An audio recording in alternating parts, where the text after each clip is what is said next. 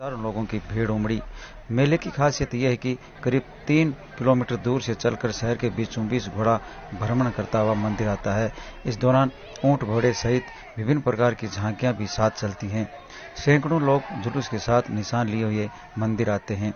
घोड़े के साथ एक सफेद ध्वज भी होता है जिसे मंदिर के शिखर पर लगाया जाता है, जिसके बाद मंदिर में ज्योत प्रकट होती है और मेला शुरू हो जाता है।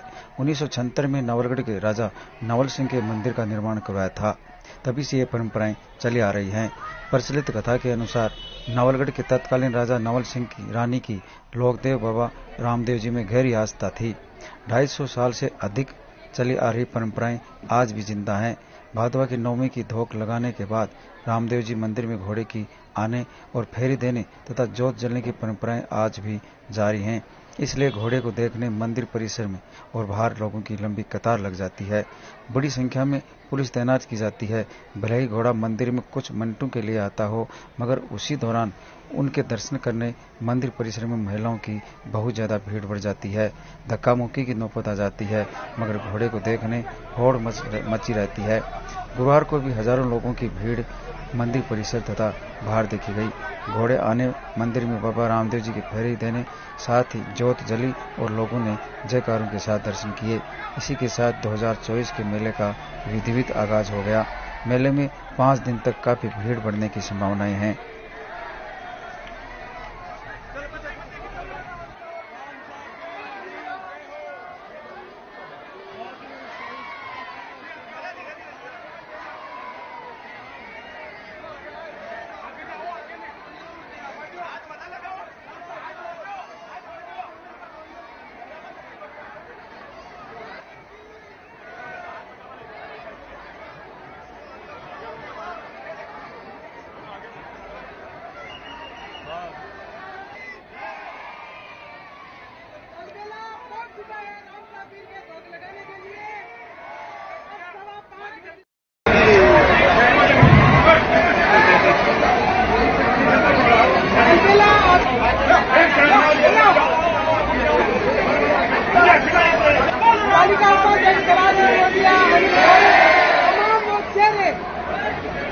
सिंह की शेखावत है, वो भी मौजूद है।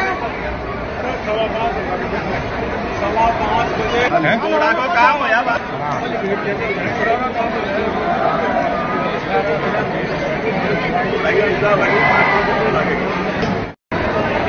एक 2 मिनट टाइम कम आगे बात एक पीछे